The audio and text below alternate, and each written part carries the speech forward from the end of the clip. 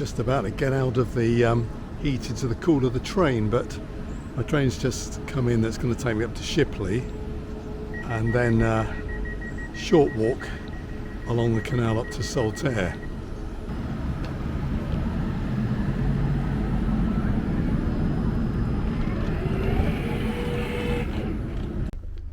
Trying to get my way out of Shipley railway station. It's a funny, interesting place because three lines meet here, and then you've got to work out your best way into the town for the walk you're going to do.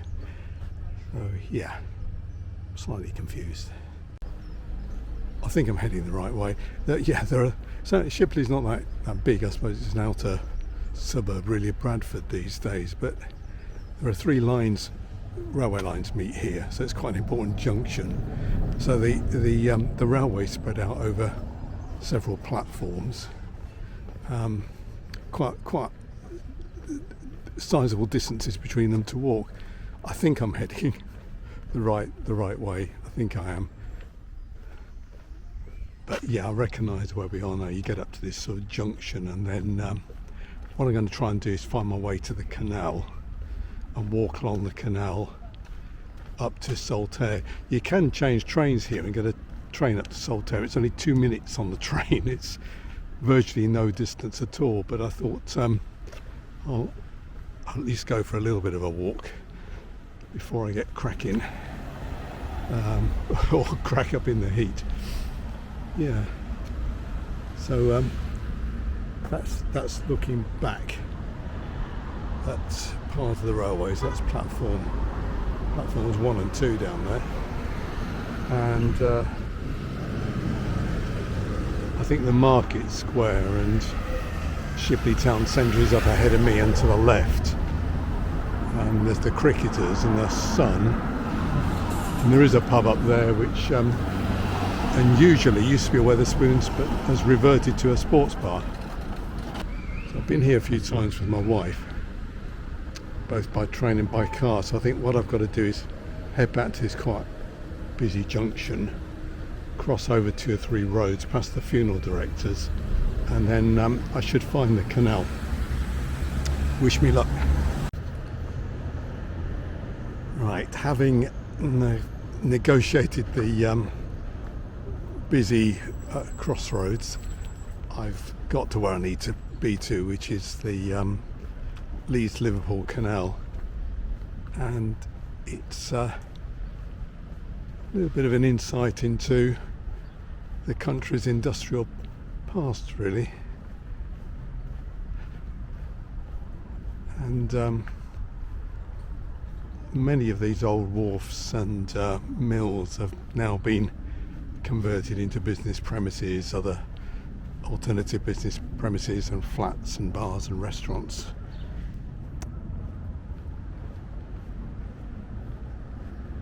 And I think the building on my right, for what it's worth, it used to be an ibis. I think it's a travel lodge or something like that now. That's quite a handy spot for staying if you want to do some walking and exploring in this area.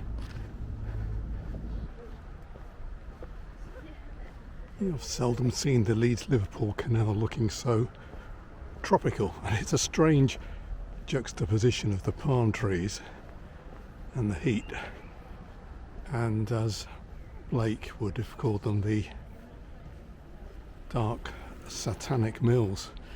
Well, then they're not so dark these days because they're not bellowing smoke and steam. So all of these buildings here once part of the very, very big worldwide trade in wool and wool products.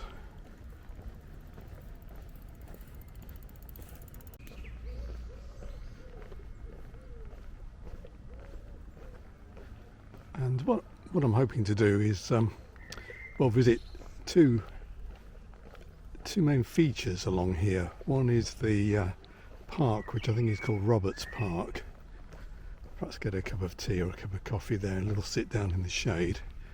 And then Saltaire proper, which is a UNESCO World Heritage Site, and Saltaire is it's a real place in the sense people still live there and so on. It was built by Titus Salt, hence the name, as his model community with schools and churches and leisure buildings for the people who worked at his mill. And I think Salt's mill at one stage was the largest single industrial building in the entire world. And we've got some Canadian geese here.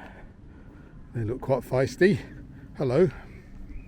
Yeah, they're good. Got the goslings. A couple of mute swans on the canal. Yeah, they're good. So the area was a big industrial area, and I think the thing that impresses me about it, there were plenty of industrialists and entrepreneurs in the 19th century who were more than content to pay people meagre wages, make a shed load of money and then build themselves big mansions miles from anywhere. But equally there were plenty of those who, having made money, recognised that they needed to pay their employees well, house them well, look after them, and actually combined with that capitalism or free enterprise, they put plenty of money back into the local areas, which is why in Britain you still see many Victorian parks which were created by philanthropists, people putting in their money for, as they would see it, good causes. Oh, there's a lovely pleasant breeze now coming down the canal. Oh, that's superb, that's lovely. There's a good information board here, and yeah, I can see where I've walked along. Yeah, just by the canal, and then the river runs quite close, so I'm going to go down to the bridge and then I'll drop across into Roberts Park. There's a pub here which I've been to in the past for a glass of beer. That's quite good. And then I'll have a wander around this Saltaire railway station, wander around the Salt's Mill area itself. I'm hoping when I go into Salt's Mill, it'll be nice and cool.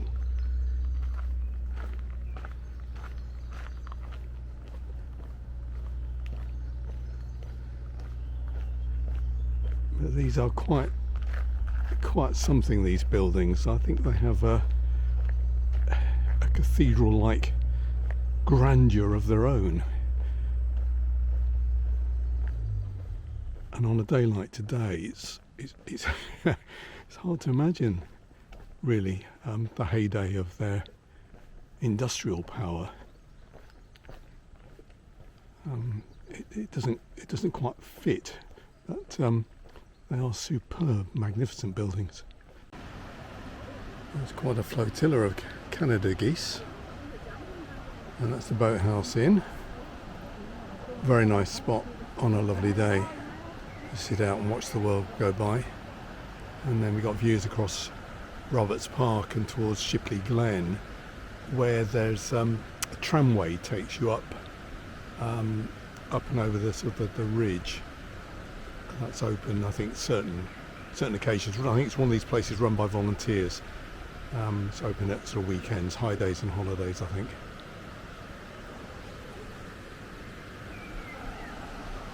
And you can see why they needed to build the canal, because the river keeps dropping down these substantial steps. So there's a cormorant out there and an egret. The river must be relatively clean if the birds are out there fishing.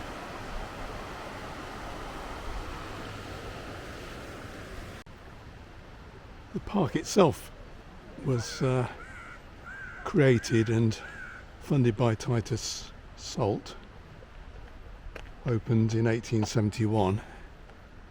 Magnificent summer foliage.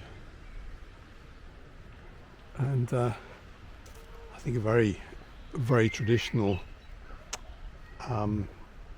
Victorian park with gardens, recreational areas, little shelters, and I think we'll find a bandstand in a moment, and there's a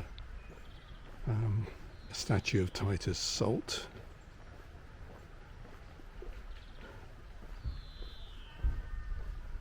Even the benches are of the highest quality. Wonderful, over the top Victorian styling. I guess these are original, they might not be, but I think they are. Look at,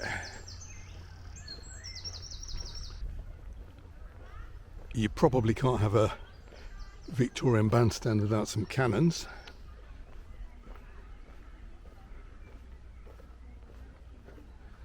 So it told you about Colonel William Dundas and the 68-pounder cannons. And there is the man himself.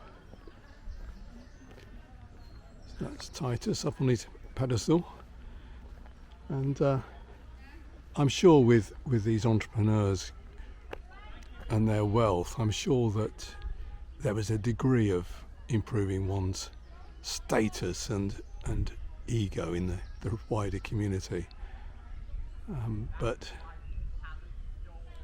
I think it's still a strong desire to just make the world a better place. I'm sure it's still hard work. I'm not over romanticising the work one had to do in the mill. I'm sure that was very, very hard work. Very hard indeed.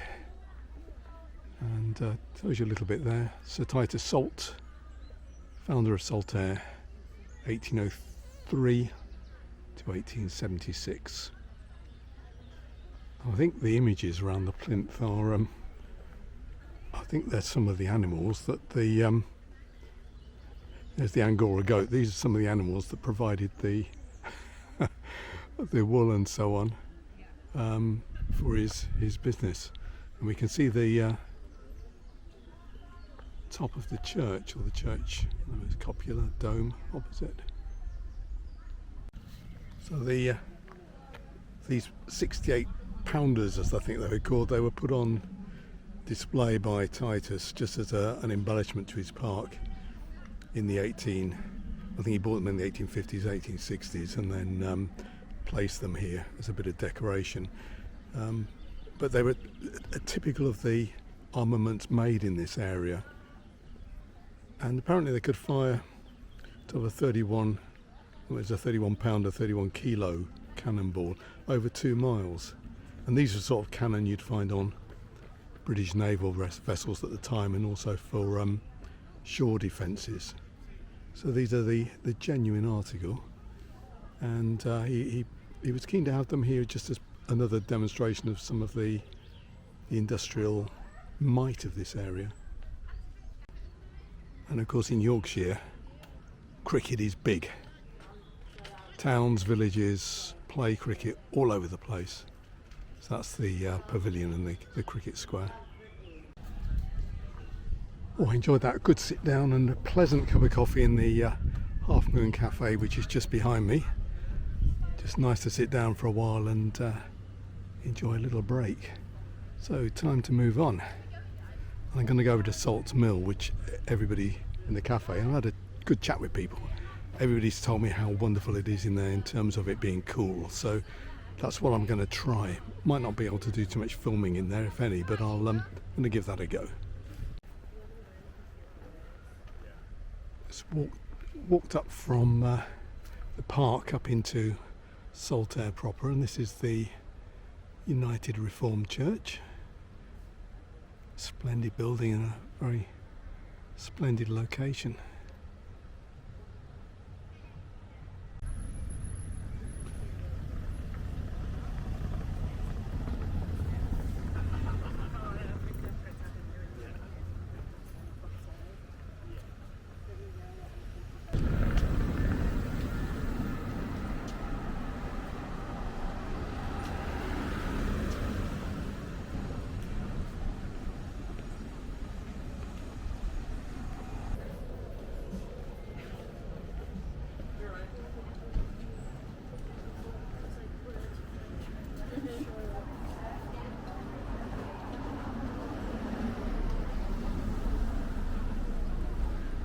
too warm for pounding these mean streets for too long, but just getting a bit of a flavour of the area, the shops and so on, and the all the housing laid out in these sort of blocks of actually quite substantial terracing. They're decent houses for people at the time. Very good, actually.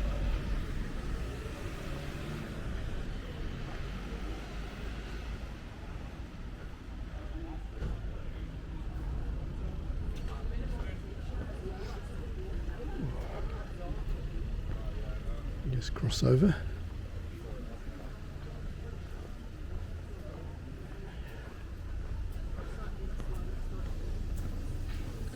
And you get a sense along this road, Caroline Street, of just how big Salt's Mill is.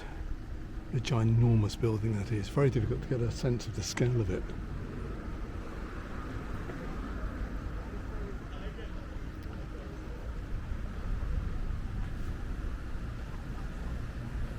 But yeah, I'm looking forward to getting inside again for a while.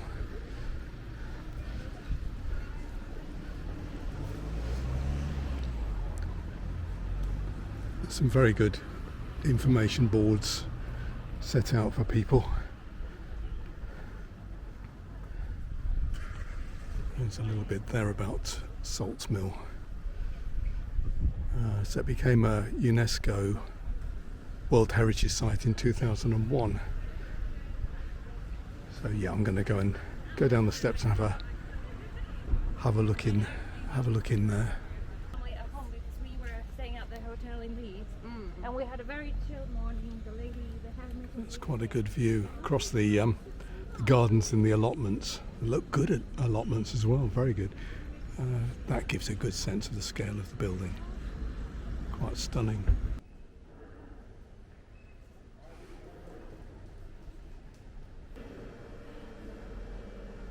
It's nice and cool in here. Please keep children under control. So this is 1853 gallery, pictures by David Hockney.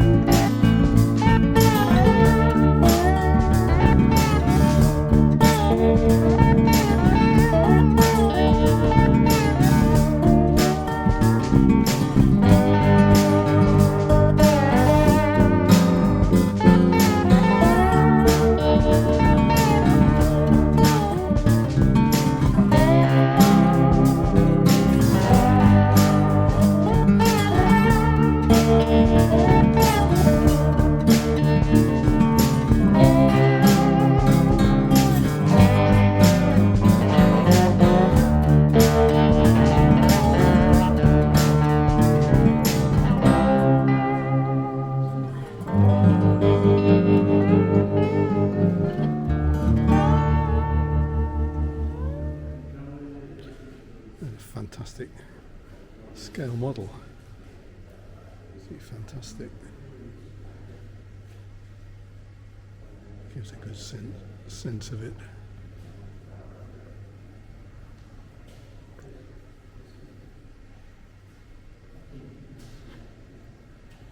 This area, a bit higher up, is devoted to the little bit about the history of the mill. I'm going to go through in a moment or two. There's a couple of videos to watch, so I'm going to go and have a sit down. At least it is pleasantly cool in here. Very good.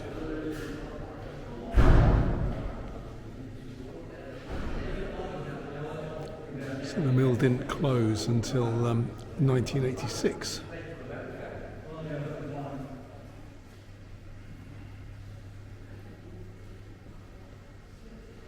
A little bit of the equipment left here for us to look at.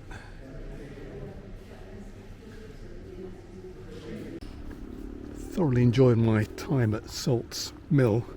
Not really had time to see around all of it. It's well worth visiting. Very interesting for its history. Very good film about the history of the mill. And well researched, lots of photographs and archive material used in that, and there are lots of items relating to David Hockney, including a big collection of his paintings, some of which I saw, and quite a few retail outlets as well, which again I didn't have time to visit, so I shall return here again one day. But certainly if you enjoy shopping, enjoy art, or enjoy your industrial history, it's a great place to visit. So I'm going to make my way back to Shipley railway station now, and then I'll get the train back up to Ilkley. And perhaps didn't say earlier, it's about 25 minutes journey between the two. And just looking at the final bits of the mill, I know that we watched the film. I know that this is the remaining walkway across the canal. There were two others, and then at the end here, this little bit on the end here was so the company offices and Titus Salt's own offices, and then across the road, the building there, a bit difficult to see now, is the coach house and where animals were stabled, horses were stabled. So yeah, obviously the covered walkways linked up the different premises. And I think one of the things I hadn't appreciated was that in 1986, when the whole milling business here closed, when global markets had changed so significantly, there was just no way of competing in the preparation of wool cloth with other places in the world where the labour costs are far cheaper, fuel costs, energy costs are a lot cheaper. The place was derelict for a while, and then a youngish man, Jonathan Silver, who'd already put money into developing one of the old mills in Halifax, he put his money in to this place, bought it, redeveloped it, could see the opportunity. It was a big risk. Nobody else wanted to buy it. And he obviously made a huge success of it. He died relatively young, I think he was about 47, 48. But he was obviously one of these guys who, another individual would have taken their wealth, which he'd generated through work and enterprise of his own and with his family. But he decided rather than buy a football club and do something like that, he'd carry on with these highly speculative but ultimately very rewarding investments. So that's the kind of lasting legacy, really. There we go. Final look back at Salt's Mill.